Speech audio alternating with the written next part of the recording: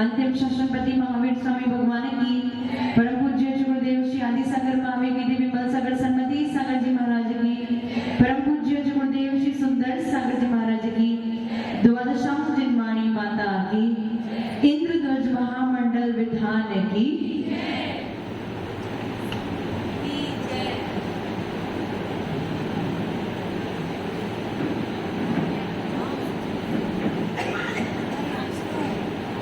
धर्म दो प्रकार के होते हैं, एक श्रावक धर्म और दूसरा श्रमण धर्म। भगवान ने जब भी उपदेश दिया, उन्होंने हमेशा यही बात बताई कि उत्कृष्ट धर्म का पालन तो केवल श्रमण ही कर सकते हैं, अर्थात साधु ही कर सकते हैं। परंतु जैन धर्म पक्षपात नहीं करता है। भगवान ने बाद में ये उपदेश भी दिया, श्रवण तो धर्म करते ही हैं, वे अपने आत्मा का धर्म करते हैं, लेकिन ऐसे श्रवणों की आराधना करके, ऐसे जिनेंद्र भगवान की आराधना करके, ऐसे जिनवाणी की आराधना करके श्रावक भी अपने धर्म का पालन कर सकते हैं। आपका सबका निवास तो फिक्स है, कहाँ रहना है? सागवाड़ा में रहना। सागवाड़ा में रह तो रहे हो, लेकिन कोई भी व्यक्ति किसी साधु को आमंत्रित क्यों करता है? ये सोचता है कि 8 महीने क्या किया? 8 महीने संसार में डूबे रहे, वही धन संपत्ति परिवार आदि में डूबे रहे। एटलीस्ट इस पूरे साल में 4 महीने तो हमें साधु संगति मिले। और साधु संगति मिले क्यों मिले?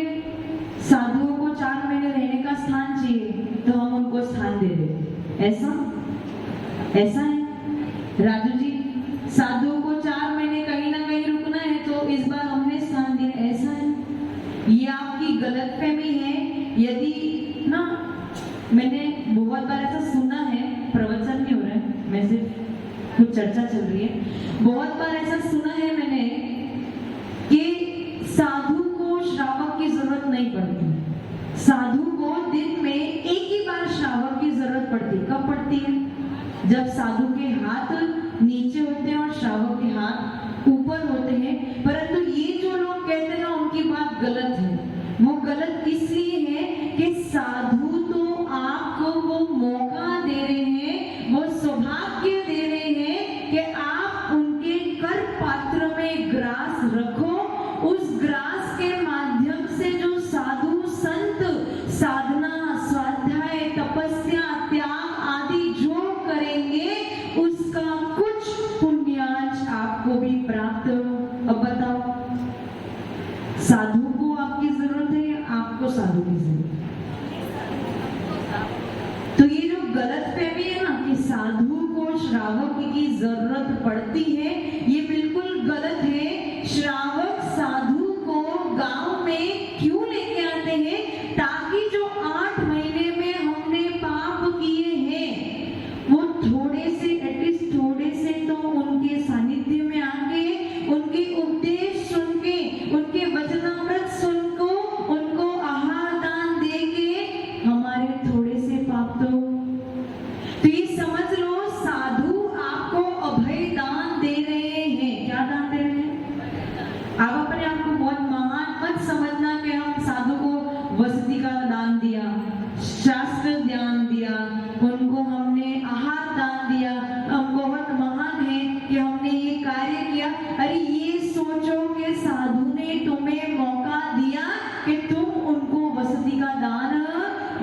सकते हो। साधु ने तुम्हें वो मौका दिया कि तुम उनको आहार दान दे सकते हो। साधु ने तुम्हें मौका दिया कि तुम उनको शास्त्र दान दे सकते हो।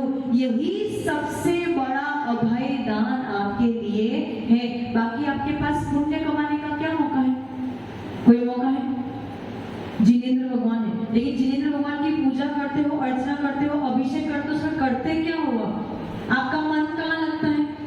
मन केवल इसी बात में लगता है कि हे भगवान, मैं आपका अभिषेक पूजन कर रहा हूँ, इसका फल मुझे क्या मिले? क्या मिले? सही बताना, अपने मन को टटोल के बताना, आपको उसका फल क्या चाहिए? मोक्ष चाहिए? मोक्ष चाहिए? किसको चाहिए मोक्ष? मोक्ष चाहिए? किसी को नहीं चाहिए। झूठी बात बोलते हो, क्योंकि आपको लगता है मोक्ष में जाके करना क्या है, कुछ काम तो है ही नहीं। वो कहते हैं ना, बंदर क्या जाने अदरक का स्वाद, बस वैसी ही हालत है। आपको पता ही नहीं है कि वो मोक्ष सुख क्या होता है। आपको सुख किसमें लगता है? इंद्रियों के विषय जो है, जो हमारे मन को अच्छा लगता है, यदि उसकी प्राप्ति हो गई तो हम सुखी हो गए। और ये बात तो फाइनल है कि कुछ भी नित्य, आज मिल गया है, कल मिले अथवा ना मिले, तो इसको आप सुख और दुख की उपमा देते हैं। और जो अरिहंत और सिद्ध है, ऐसे इंद्रिय सुख से परे है, उनके पास शाश्वत सुख है, उनके पास पराधीन सुख नहीं है, उनके पास स्वाधीन सुख है। परंतु आपकी हालत कैसी है? बंदर के जैसे। बंदर क्या जाने अदरक का स्वाद। इसलिए आप जब भी भगवान के चरणों में आते हो या शास्त्र की आराधना भी करते हो, साधु संत तो आपको पूरे साल भर तो मिलते नहीं, केवल 4 महीने मिलते हैं, तो जब भगवान की आराधना करते हो तो क्या करते हो? मन में कहीं ना कहीं तृष्णा बैठी है, इच्छा बैठी है कि मेरा किसी प्रकार से ये काम पूरा हो जाए, इसीलिए मैं भगवान की आराधना पूजा आदि कर रहा हूँ। सही बोल रही हूँ कि गलत बोल रही हूँ? यही बात है ना। लेकिन साधु संत आपको उपदेश देते हैं, आपको बताना चाहते हैं कि पूजा आराधना इसलिए नहीं है, संसार के लिए नहीं है। ये पूजा आराधना संसार से दूर होने के लिए है, संसार से तरने के लिए है। आचार्य भगवान ने इष्टोपदेश में, आत्मानुशासन में, गुणभद्र आचार्य ने आत्मानुशासन में कहा है, मैंने पहले भी ये बात बताई थी। क्या बताई थी? गेहूं उगाते हैं, क्या उगाते हैं? जो व्यक्ति गेहूं उगाता है, उसको आसपास का वो भूसा अपने आप मिल जाता है। तो उसका लक्ष्य भूसे की तरफ होता है या गेहूं की तरफ होता है? भूसे की तरफ या गेहूं की तरफ? राजू जी, लक्ष्य कहाँ जा रहा है आपका? भूसे की तरफ या गेहूं की तरफ? गेहूं। लेकिन आपका लक्ष्य तो भूसे की तरफ है। भगवान की आराधना करने पर पुण्य की प्राप्ति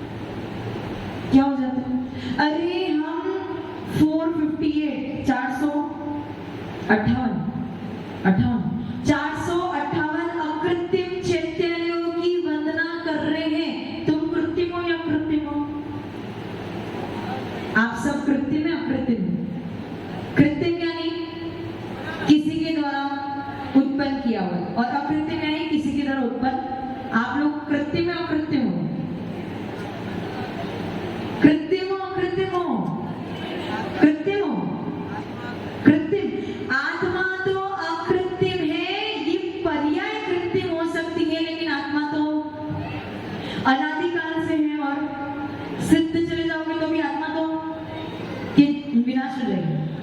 अकृत्रिम है, अनादिकाल से थी और अनंत काल तक रहेगी। इसी प्रकार से 458 अकृत्रिम चैत्यालय है, इसको किसी ने बनाया नहीं, किसी ने नहीं बनाया, किसी ने निर्माण, प्राकृतिक है, अपने आप ही जैसा है वैसा का वैसा रहेगा। कभी भी उसकी रचना में कभी भी हेरफेर होने वाला नहीं। ऐसे अकृत्रिम चैत्यालय, सबसे बड़ी हमारी तकलीफ क्या है पता? अपना शोषण बहुत कम है, ज्ञान का शोषण बहुत कम है, हमारा पुण्य बहुत कम है, हमारा सौभाग्य बहुत कम है कि हम इस पंचम काल में जन्मे। और इस पंचम काल में, चतुर्थ काल में होते ना, तो विद्या के बल पे अथवा रिद्धियों के बल पे अथवा कोई ना कोई देवी देवता अथवा कोई विद्याधर हमें चाहता तो हमें लेके जाता। और ऐसे अकृत्रिम चैत्यालय जिसकी हम कल्पना भी नहीं कर सकते, कल्पना से परे, ऐसे अकृत्रिम चैत्यालय की वंदना वो करा देते। लेकिन हमारा दुर्भाग्य है कि हम इस पंचम काल में बैठे हैं, केवल सुन सकते हैं अकृत्रिम चैत्यालय चैत्यालय चैत्यालय। 108 प्रतिमा, अरिहंत परमेश्वरी की प्रतिमा, 500 धनुष ऊंची प्रतिमा, पद्मासन, सिर्फ सुन सकते हैं, लेकिन उसकी रचना का बिल्कुल भी कल्पना मात्र भी नहीं कर सकते हैं। ये हमारा दुर्भाग्य। परंतु फिर भी दुर्भाग्य होने के बावजूद फिर भी आज उन 458 अकृत्रिम चैत्यालय की आराधना इसीलिए कर रहे हैं कि आज भले वो दुर्भाग्य है, लेकिन आगे जाके भविष्य में एक ऐसा सौभाग्य उत्पन्न होगा कि मेरे ऐसी पर्याय प्राप्त होगी, ऐसी अवस्था प्राप्त होगी जहां पे मैं भी जाके ऐसे अकृत्रिम चैत्यालयों की वंदना कर पाऊंगा। जब वो 108 फीट ऊंची कौन सी प्रतिमा? मांगी दूंगी। कैसा लगता है आपको उनको देख के? अपने आप भाव कैसे हो जाते हैं? राजू जी दर्शन किए? नहीं किए तो चेहरे पे ना खुशी दिख रही है, अरे सुनते ही चेहरे पे स्माइल आ जानी चाहिए। 108 ऊंची आदिनाथ भगवान की प्रतिमा, जब वो विशालकाय प्रतिमा ऐसे देखते हैं, जब गोमटेश बाहुबली भगवान की जो इतनी बड़ी विशाल प्रतिमा को देखते हैं, इतनी पुरानी प्रतिमा, ज्यादा पुरानी नहीं, 1100-1200 साल पुरानी होगी, परंतु फिर भी इतनी पुरानी प्रतिमा को देखते हैं। यदि कोई मंदिर में चले जाए, आपको बोल दी चतुर्थ काल की प्रतिमा है, आपके भाव कैसे हो जाएंगे? अपने आप बदल जाएंगे। चतुर्थ काल की प्रतिमा, कुछ ना कुछ अतिशय तो अपने आप भाव जुड़। तो जब कोई अकृत्रिम चैत्यालय में बहुत पुरानी, जिसको किसी ने बनाया नहीं है, ऐसी स्फटिक मणि की बिल्कुल प्योर शुद्ध पद्मासन की प्रतिमा, जो 500 धनुष ऊंची, 2008 ऊंची प्रतिमा को निहारने का जब मौका मिलेगा तो आप ये कल्पना नहीं कर सकते कि आपकी विशुद्धि कितनी बढ़ेगी। परंतु उस विशुद्धि को प्राप्त करने के लिए पहले पुण्य का संचय तो करो। ये विधान एक माध्यम है कि आप अभी इधर बैठे बैठे साक्षात में कोई बात नहीं, प्रत्यक्ष में नहीं कोई बात नहीं, लेकिन परोक्ष में ही नंदीश्वर की अपन आराधना करते ना, 3 बार अष्टानी का 3 नंदीश, उसमें कौन जाता है? आप लोग जा सकते हो? मनुष्य जा सकता है? विद्याधर, कोई रिद्धिधारी मुनिराज, अरे मनुष्य को तो जाने का मौका है, केवल और केवल देव गति के जीव ही जा सकते हैं। लेकिन फिर भी हम यहाँ बैठे बैठे उस नंदीश्वर के 52 जिन चैत्यालयों की वंदना करते हैं, इस भावना के साथ में कोई बात नहीं जा सकते। लेकिन जब वो पर्याय मिलेगी तो निश्चित तौर पे वहां जब उसका वर्णन सुनते हैं ना, तो अंतरंग से खुशी उत्पन्न। उसी प्रकार से ये अकृत्रिम चैत्यालय, शायद आपको 2.5 फीट की रचना तो नहीं पता ना किसी को, नैना आंटी को तो पता, आप तो सुपर इंटेलिजेंट हो, बाकी इधर किसी को पता है 2.5 फीट की रचना? आपको मैं आपको क्या बताऊं, आपको जम्बूद्वीप की रचना भी आपको भरत क्षेत्र की रचना भी नहीं पता, तो आपको यही नहीं पता अकृत्रिम चैत्य क्या होता है, ये सुमेरु पर्वत क्या है, ये 5 मेरु क्या है, ये मेरु में होता क्या है, किस प्रकार से होता है, क्या होता है, कुछ पता नहीं। बस पूजा किए जा रहे हो, किए जा रहे हो, किए जा रहे हो, ये भी नहीं पता पूजा क्यों करो। तो फिर कैसे विशुद्धि बढ़ेगी, कैसे विशुद्धि बढ़ेगी? इसीलिए गुरुओं के सानिध्य में जब पूजा आराधना की जाती है तो उस पूजा आराधना में अतिशय इसीलिए होता है क्योंकि वो आपको इस विधान की, इस पूजा की, इस आराधना की और अकृत्रिम चैत्य का जब आपको वर्णन करके सुनाते हैं तो आपके भाव विभोर हो जाते हैं। आप प्रत्यक्ष में नहीं परंतु परोक्ष में अपने मन से, अपने आत्मा से उन अकृत्रिम चैत्यों की वंदना करते हो, और जब उन अकृत्रिम चैत्यों की वंदना करते हो तो पुण्य तेजी से आपके पास आता है। समझ में आ रहा है क्या कह रहे हैं? अकृत्रिम चैत्य और इसकी जो संरचना है, 9 दिन है अपने पास, आपको अच्छे से समझाएंगे ताकि आपको पता चले कि 458 ये अंक आया कहां से, किस प्रकार से, कहां कहां वो अकृत्रिम चैत्य विराजमान है। कोई बात नहीं, अभी नहीं जा सकते, कोई बात नहीं, लेकिन अपने मन को कहां भेजते हो? स्विट्जरलैंड भेजते हो, सिंगापुर भेजते हो, आउट ऑफ इंडिया भेजते हो ना? भेजते हो ना? नहीं भेजते, झूठ मत बोलो, भेजते। इसी प्रकार से इस मन को वहां ना भेज के उन अकृत्रिम चैत्यों के पास भेजना है जहां पे वो 108 विशालकाय मूर्ति विराजमान है। उस अकृत्रिम चैत्यों की संरचना समझनी है, उन अकृत्रिम चैत्य वो कहां है, किस प्रकार से स्थित है, किस प्रकार से वहां आराधना पूजा होती है, उसको समझना है। और जब वो कल्पना आप करोगे, क्योंकि देखो फिल्म सुनने में मजा आता है या देखने में मजा आता है? पवन जी, सुनने में मजा आता है, देखने में मजा नहीं आता? देखने में। अब यहाँ पे तो कोई फिल्म थिएटर तो है नहीं, स्क्रीन तो है नहीं, तो हम आपको बताएंगे कि किस प्रकार से ये संरचना है। आपको क्या करना है? केवल इमेजिन करना है, कल्पना करना है, उसका पिक्चराइजेशन करना है। और जब पिक्चराइजेशन आप करके देखोगे ना तो हम तो यहाँ से पलायन कर जाएंगे, हम तो जाने वाले, ये तो फाइनल है, आपको हर साल कोई सुनाने वाला नहीं, हम तो चले जाएंगे। लेकिन वो जो पिक्चर आपके मन में बनी होगी, जो पिक्चर आपके दिमाग में बनी होगी, वो सालों सालों तक आपके साथ में रहेगी। और हर साल आपको नवरात्रि में याद आएगा कि हाँ, हमने इंद्रध्वज महामंडल विधान किया था जहाँ पे 458 अकृत्रिम चैत्यों की वंदना की थी। समझ में है?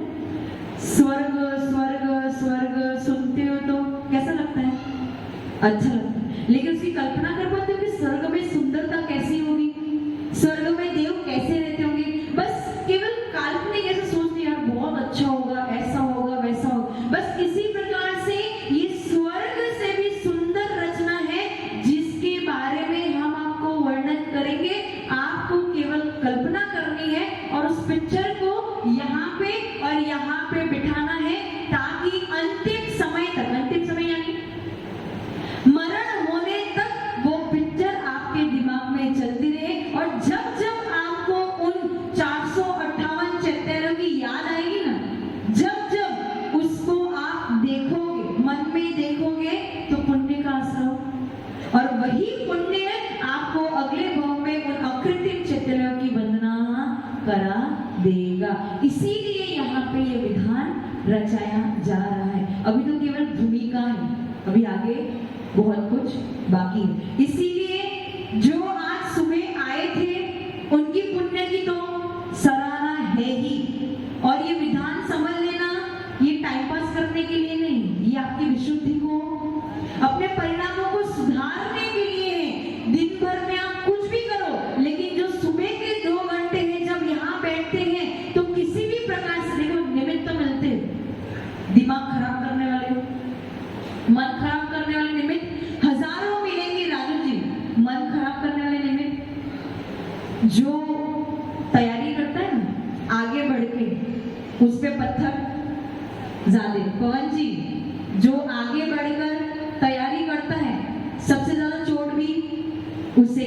तो निमित्त तो बहुत मिलेंगे आपको, आपके काम को खराब करने के लिए, आपके काम को बिगाड़ने के लिए, लेकिन योद्धा वही अच्छा होता है जो निमित्तों के मिलने पर भी उनसे लड़ झगड़ के अपने परिणामों के, किसके लिए लड़ना, किसके लिए, हमें अपने परिणामों को खराब कितना भी हो जाए, आसपास में वातावरण कैसा भी हो, हमारी दृष्टि केवल कहाँ पे होनी चाहिए, कहाँ, इस मंडल पे होनी चाहिए।